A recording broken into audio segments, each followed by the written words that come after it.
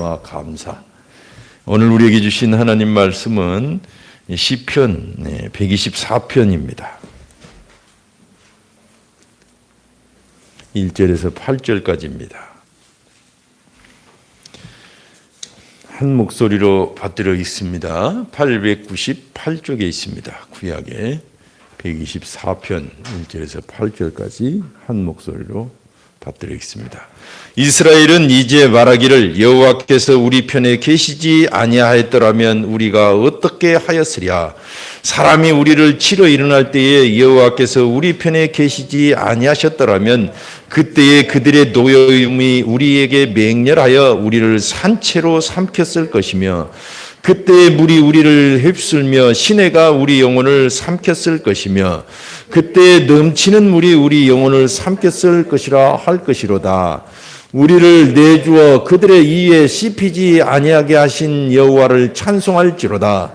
우리 영혼이 사냥꾼의 올무에서 벗어난 새같이 되었나니 올무가 끊어짐으로 우리가 벗어났도다. 우리의 도움은 천지를 지으신 여호와의 이름에 있도다. 아멘. 오늘 시편 124편을 통해서 내 노래의 정서는 이라는 제목으로 여러분과 함께 은혜를 나눌까 합니다. 오늘 찬양을 여러 곡 듣고 또 불렀습니다. 우리가 보통 노래를 들으면 거기에 어떤 감성이 실려 있어요. 7080 가요를 검색을 해보니까 이 지니 차트에서 20위까지 쫙 나와 있는데 제목만 들어도 7080 세대들은 아마 가슴이 저려오고 가슴이 뛸 겁니다. 1위에서 몇 가지 한번 제목만 읽어보겠습니다. 송골모의 어쩌다 마주친. 그 노래 들으면 그냥 막 그 세대들은 가슴이 뛰는 것입니다. 김수철의 젊은 그대, 이문세의 붉은 노을, 사랑과 평화에 한동안 뜸했었지, 윤수일의 아파트. 그런 노래 제목만 들어도 좀 그때의 감정이 다시 되살아나는 듯한 그런 느낌을 받습니다. 전영록의 사랑은 연필로 쓰세요. 이런 등등. 우리가 이런 노래들이 우리 마음을 이렇게 감동하는 이유가 뭘까요? 7080 세대들은 그 노래에 자기의 추억과 애환이 담겨 있고 그 노래 가사는 그 시대의 어떤 정서를 이렇게 반영하기 때문에 그 시대에 살았던 사람들은 노래 제목만 들어도 감동이 되는 거예요. 그래서 요즘 노래를 한번 찾아봤습니다. 요즘 이제 노래 음악 추천 사이트 엠넷이라고 하는 방송이 있잖아요. 거기에서 차트를 분석해 봤더니 분석한 논문을 상명대학교에서 발표한 것을 제가 한번 읽어봤어요. 그랬더니 거기에 재밌는 도표가 나와 있어서 잠깐 보여드리겠습니다. 이런 거예요. 이 노래, 이것은 어떤 걸 분석했냐면 긍정적인 노래라고 생각되는 곡들 400곡, 전체 분석곡이 400곡인데 그 중에 긍정적인 노래라고 생각되는 곡들을 이렇게 정서별로 분류를 해봤어요. 그랬더니 우리가 기대하는 것처럼 좀 이 긍정적인 부분이 좀 강하죠. 그럼에도 불구하고 이런 슬픈 감정이 있는 감성이 들어있어요. 근데 이제 이 반대로 슬픈 감정의 노래들을 또 분석을 했습니다. 통계를 내보니까 압도적으로 이런 슬픈 감정, 아픈 감정들이 드러나 있는 거예요. 오히려 기쁜 노래 분위기, 그런 분위기의 정서들보다도 이쪽이 조금 더 웃는 거, 행복하다는 거, 많은 거 보면 아예 기쁜 노래가 현저하게 우리 노래들, 가요들에는 없다더라, 이렇게 볼 수가 있는 것입니다.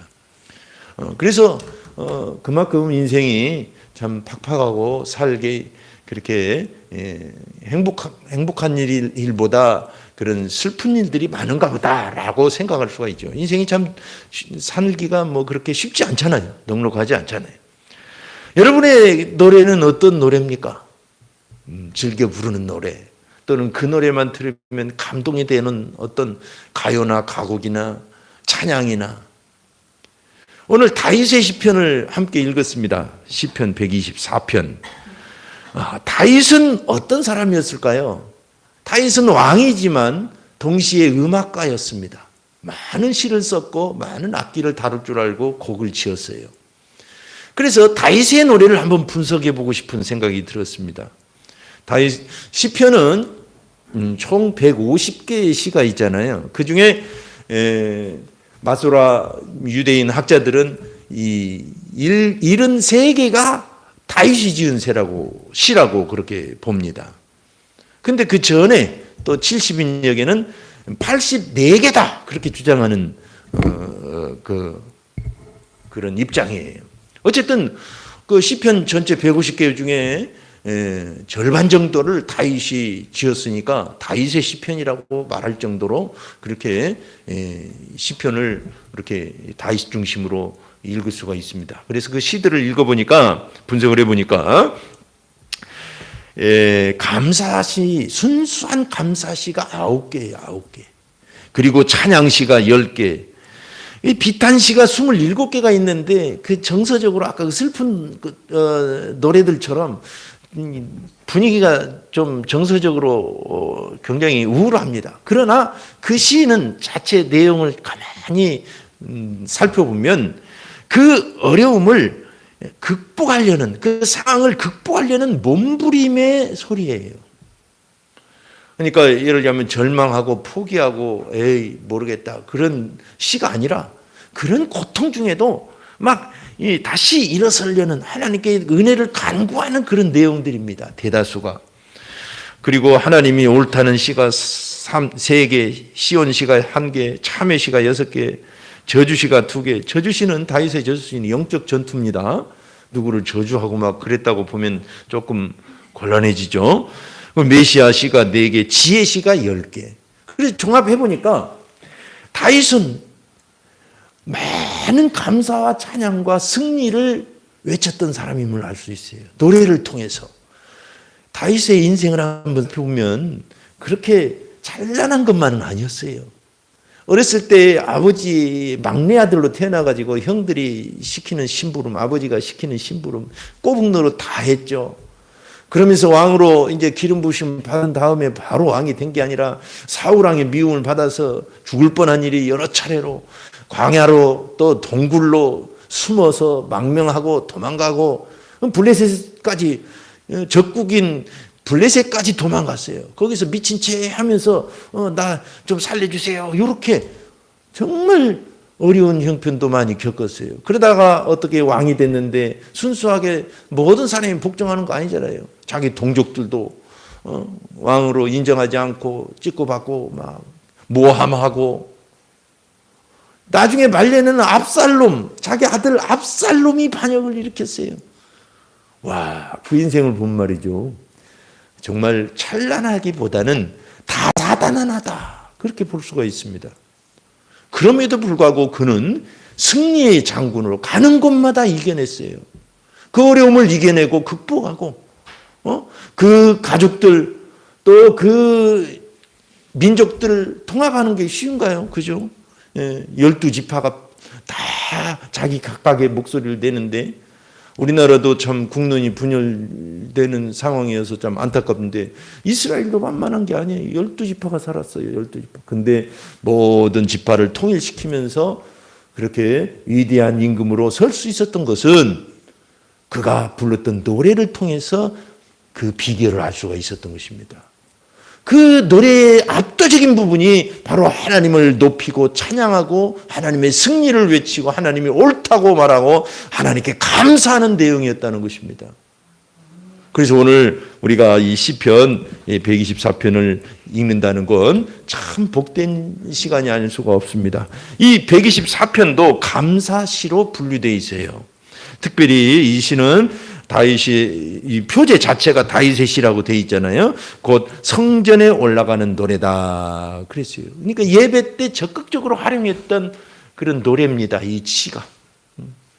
그러면 이 감사라는 게 도대체 어떤 효과가 있길래 그렇게 다윗을 그 극심한 어려움 중에도 다 극복하고 승리하고 성군으로 그렇게 존경받는 것일까? 우리가 한번 생각을 해보겠습니다.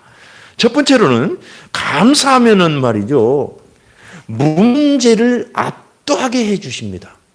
하나님께 감사하면 문제를 압도하게 해주셔요. 여러분, 일의 성공과 실패는 단연코 그 일을 압도하느냐 못하느냐에 달려 있어요.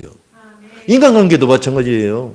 누군가에게 압도당하면 그 사람에게 끌려다니죠. 그러나 인간관계에서 은혜로 또 여유 있는 그 인격으로 압도해버리면 누구에게도 끌려다니지 않고 참 행복한 인간관계를 맺을 수가 있어요. 건강도 면역력이 압도되면 암도 이긴다잖아요. 그죠? 그러니까 우리가 뭐든지 압도하는 것이 승리의 비결입니다. 특히 신앙생활에서는 겨우 이기는 것도 중요합니다. 안 죽고 사는 생존도 중요해요. 그러나 성경에서 권장하는 것은 압도해서 이기라고 권장합니다. 그러니까 우리가 압도하는 신앙생활을 하기를 축원합니다. 그거 어떻게 그렇게 됐느냐? 오늘 본문을 보니까 이 이스라엘에게 하나님께 감사 찬양을 하자고 권하면서 말하기를 여호와께서 우리 편에 계시지 않았더라면 우리가 어떻게 됐을까? 1절에 여호와께서 우리 편에 계시지 않았더라면 3절, 4절, 5절 우리는 아주 그냥 적들에게 우리를 일어나 치려고 하는 그 사람들에게 먹힐 뻔했다. 그렇게 고백하고 있어요.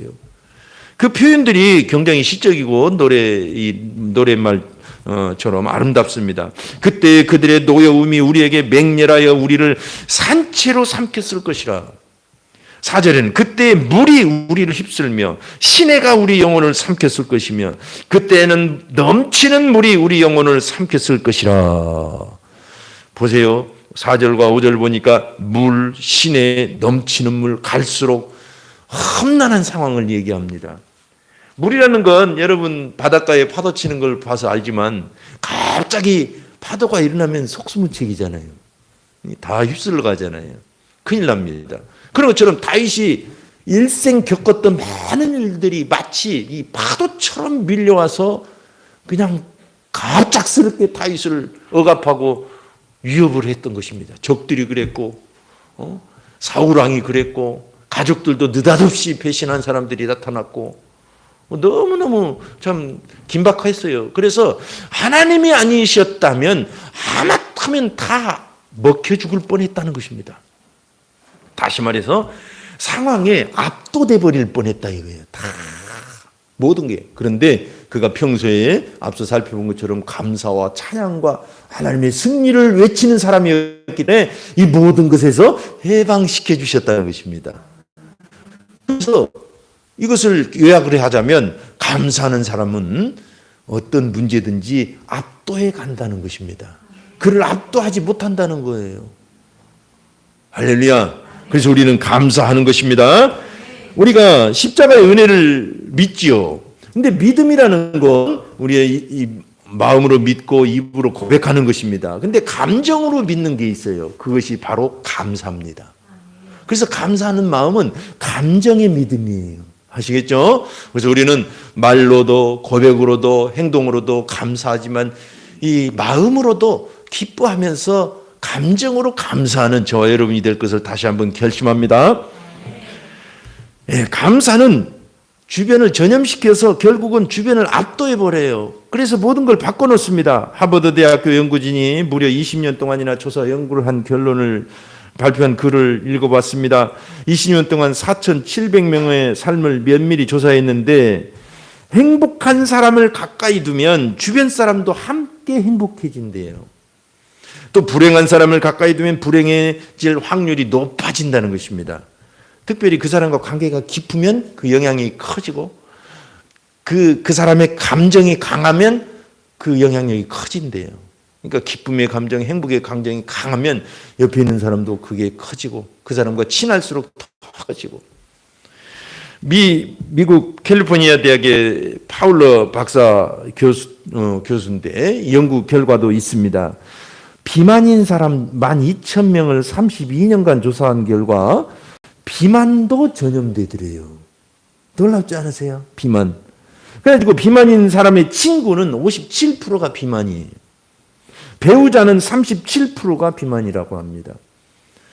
멀리 떨어져 살아도 그 친구 관계, 배우자 관계가 유지된다면 영향력은 동일하다는 것이에요. 참 신기합니다. 그래서 우리가 여기 동네 돌아다니보면 부부간에는 비슷하잖아요. 홀쭉하신 분은 홀쭉하시고 통통하신 분은 통통하시고 참 신기합니다. 전염되는 거예요.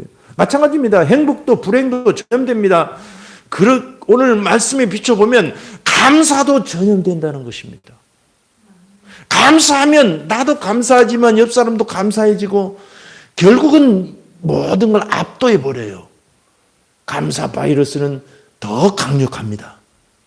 사람을 살리고 은혜로 넘치게 하고 우리는 그래서 감사하는 사람이 되기를 오늘도 다시 한번 결심합니다. 그래서 다윗은 감사 부대를 운영했어요. 신기하게 찬양대를 운영했는데 찬양대 중에도 감사를 특별히 하는 감사만 하는 사람들을 조직을 해가지고 운영을 했어요. 그만큼 정말 감사는 하나님께 나아가는데 중요한 그런 우리의 정서적 반응이고 고백입니다. 감사합시다. 항상 감사하는 거예요. 역대상 16장 4절에 보니까 또 레위 사람들은 세워 여호와의 궤 앞에서 섬기며 이스라엘 하나님 여호와를 칭송하고 감사하며 찬양하게 하였으니 그랬어요. 이렇게 우리가 감사하면 모든 걸 압도합니다. 두 번째로는 감사하면 어떤 효과가 있냐면 상황을 반전시켜 주세요. 반전. 여러분 문제를 문제시하면 문제가 된다 이런 재밌는 표현이 있죠. 왜 그런 말일까요? 어떤 문제가 터졌다 그러면 우리는 문제에 집중하게 됩니다. 항상 문제에 집중하는 그런 성향이 있어요. 그러면 그 문제가 더 커지고 문제에 계속 빠지게 된다는 것입니다.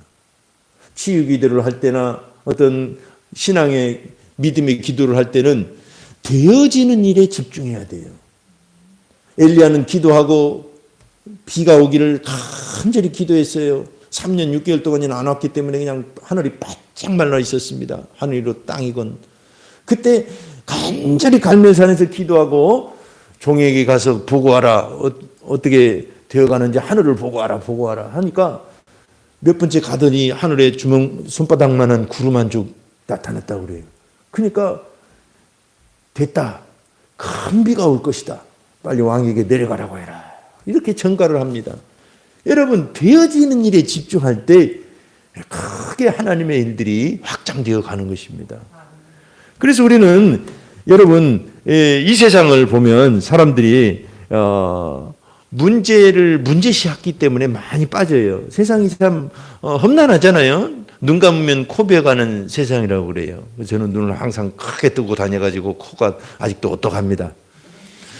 하여튼 여러분 오늘 본문에 보니까 세상은 만만한 곳이 아니라는 것입니다.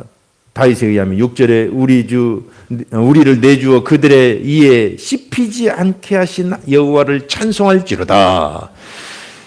적들은 마치 사자와 같이 우는 사자와 같이 이빨을 드러내고 우리를 삼켜버릴 것처럼 달려든다는 거예요. 여러분 문제를 한번 당해보면 정말 쓰라린 고통은 그렇게 느껴집니다. 막 나를 삼켜버릴 것 같고 나를 씹어먹을 것 같고 막 그런 고통으로 느껴져요. 그때 다윗은 항상 그 상황 속에서 감사하는 사람이 됐습니다. 역시 다윗의 시인 시편 145편을 보면 10절에 여호와여 주의 지으신 모든 것이 주께 감사하며 주의 성도가 주를 송축하리이다 그랬어요. 항상 감사했어요. 그러고 나니까 7절에 어떤 놀라운 역사가 일어납니까? 우리의 영혼이 사냥꾼의 올무에서 벗어난 새같이 되었나니 올무가 끊어짐으로 우리가 벗어났도다. 사냥꾼은 새를 잡으려고 혈안이 되어 있겠죠. 세상을 보면 마치 사냥꾼처럼 덫을 놓고 사람들을 해하는 그런 사람들도 많아요. 그러나 좋은 사람들도 많이 있습니다. 제가 이렇게 표현하는 건 부정적인 것, 부정적인 세상, 못된 세상이라는 뜻이 아니라 그런 세상이 그런 요소들도 많다는 거지. 어쨌든 이런 상황에서 이 다윗은 찬양하고 감사하니까 그들의 이에 씹히지도 않고 사냥꾼의 올무에서 벗어났다 이거예요. 완전히 사냥꾼의 생각과는 반대의 결과를 가져옵니다. 반전이 일어난 거예요. 연약한 새 한 마리가 사냥꾼의 덫에서 벗어났다 이거예요. 그 덫을 깨뜨려 버리셨다. 이와 같이 복음 자체가 반전의 복음입니다. 모든 어려움과 저주와 상황에서 반전시켜 주시는 하나님의 은혜의 수단이에요. 그래서 고린도전서 15장 55절 사망한 너의 승리가 어디 있느냐 사망한 네가 쏘는 것이 어디 있느냐. 우리 속담에 닭 쫓던 게 지붕 쳐다도 본다는 말이 있잖아요. 복음이 딱 그겁니다. 사단은 우리의 죄를 공격하고 쫓아옵니다. 우리가 죄가 없으면 우리를 공격할 이유도 근거도 법적인 어떤 그런 조건도 안 됩니다. 사단이 공격하지를 못해요. 그런데 죄가 있기 때문에 그 죄를 빌미로 해서 사람을 공격해요. 그래서 하나님께서 우리를 문제를 해결하시고 우리를 구원하시기 위해서 어떻게 하셨어요? 예수님께 그 아들 예수님께 죄를 다 뒤집어 씌워서 십자가에 죽게 하신 것입니다. 그러니까 우리가 이 사실을 믿으면 이제 사단을 향해서 반대로 공격할 수가 있는 것입니다. 그 전에는 사단이 너 죄인이다 하면서 막 쑤시거리고 참소하고 공격했습니다. 이제는 우리가 십자가에 예수님께서 나를 위해 나를 대신해 나와 함께 죽으셨다는 걸 믿고 사단이 공격해오는 걸 뒤돌아서서 꼼짝만 하고 외쳐야 되는 것입니다. 그래서 사단이 마치 믿는 사람들을 바라볼 때는 닭 쫓던 게 지붕 쳐다본 격이 되는 거예요. 다시는 이제 우리를 십자가 뒤에 숨어있는 우리를 공격하지 못한다는 것입니다. 예수님을 떠나면 또 공격을 받지만 우리가 예수님의 뒤에 십자가 뒤에 숨어 있으면 완전히 상황은 반대가 되는 것입니다. 미국의 미네소타주에 옛날에 3년간 심각한 가뭄이 한번 들었었대요. 설상가상으로 메뚜기 떼가 휩쓰는데 그나마 심어놓은 농작물조차 전부 갉아먹었다는 것입니다. 지금도 아프가니스탄과 러시아, 중국까지 이 메뚜기 떼들이 이렇게 범람한다는 거 가끔 뉴스에 보시죠. 그럼 막 가관이에요. 완전히 휩쓸어 가버립니다. 그래가지고 최악의 상황이 된 거예요. 이 미네소타주가. 그때 주지사였던 필스베리가 우리 하나님께 감사 기도를 드리자고 이 자기 주민들에게 제안을 했습니다. 그랬더니 주민들이 가만히 듣다가 화가 난 거예요. 이 상황이 감사가 나오냐고. 하나님이 이렇게 망쳐놨는데 감사가 나오냐고. 그래가지고 여론이 아주 안 좋아졌어요. 그렇지만 끝까지 설득을 했습니다. 기왕에 우리는 굶어 죽게 생겼는데 어떻게 감사가 나옵니까? 이렇게 외치던 그들을 향해서 먹을 것이 조금 모자랄지라도 아직 우리 생명에는 지장이 없습니다. 감당할 시험밖에 주시지 않는 하나님을 믿고 위기 뒤에 기회를 주신 하나님께 감사를 드립시다 하고 막 간절히 설득을 했어요. 그리고 드디어 그 진심 어린 설득에 감동이 되어서 4월 27일 감사의 기도의 날로 정했다고 합니다. 그래서 광장에 나와서 사람들이 일찍 감사하면서 하나님께 기도를 올렸습니다. 감사할 상황이 안 되잖아요. 그런데 놀랍게 며칠 뒤에 들판에 뒤덮인 메뚜기 떼가 원인도 모르게 전부 죽어버리는 거예요. 그리고는 얼마 후에 곧바로 하늘에서는 단비가 내리기 시작했다는 것입니다. 이것이 실제로 1877년도에 있었던 기적과 같은 실화였다고 기록에 남아있는 것입니다. 여러분, 감사하면 모든 상황이 반전되게 되어 있습니다. 할렐루야. 그래서 고린도전서 3장 17절에 또 무엇을 하든지 말이나 일이나 다 주 예수의 이름으로 하고 그를 힘입어 하나님 아버지께 감사하라. 감사하면 상황을 반전시켜 주십니다. 감사하면 문제를 납도해 주시고 상황을 반전시켜 주시고 끝으로 감사하면 창조적인 결과를 갖다 주셔요. 8절을 보니까 우리의 도움은 천지를 지으신 여호와의 이름에 있도다. 그렇게 감사하며 외쳤습니다. 여러분, 우리 도움을 우리가 필요할 때 어디 가서 구합니까? 세상 사람들은 다양한 도움의 손길을, 네트워크를 형성하고 있죠. 근데 우리 믿는 사람은 그런 도움도 받아야 되지만 정말 어려울 때, 그리고 궁극적으로 항상 하나님께 도움이 있다는 걸 믿어야 됩니다.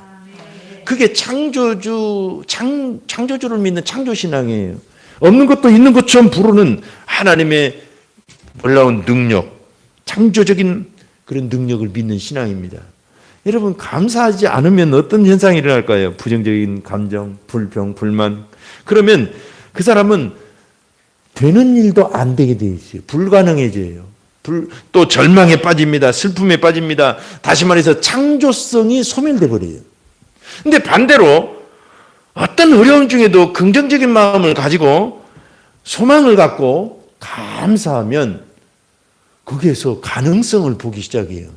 아까 이 상황이 반전되듯이 안목에 전환이 생기기 시작해요. 아이디어는 그런 때 생기잖아요. 아이디어는 반전의 어떤 전환을 가져오잖아요. 전혀 여기서 아무도 그 가능성을 못 보는 상황에서 가능성을 보는 것이 이 발상의 전환이거든요. 근데 놀랍게 이 감사가 그런 발상의 전환을 일으켜서 창조적인 사람이 되게 하는 것입니다. 그래서 아이디어가 생기고 이 문제를 그렇게 해결하면 되겠다. 하나님의 창조적인 능력을 경험하게 되는 것입니다. 할렐루야.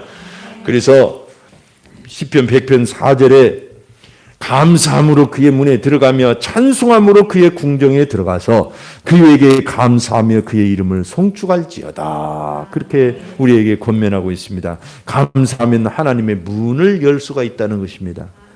감사하고 찬양하고 궁정에 들어가서 하나님께 마음껏 감사하자는 것입니다. 아멘.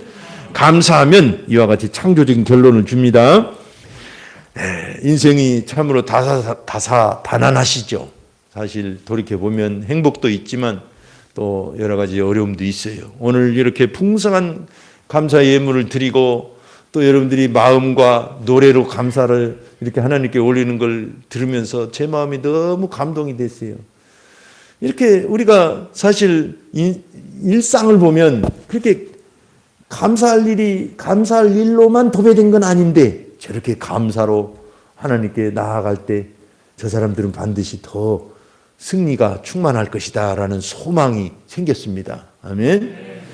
그렇습니다, 여러분. 감사는 모든 문제를 압독케 하고 상황을 반전케 하고 발상의 전환을 통해서 창조적이게 만드십니다. 그래서 우리 정서를 온통 우리는 감사로 충만하기를 오늘 다시 한번 결심합니다. 시편 118편 29절 여호와께 감사하라. 그는 선하시며 그 인자하심이 영원하미로다. 아멘. 한번 기도하겠습니다. 합심해서 기도.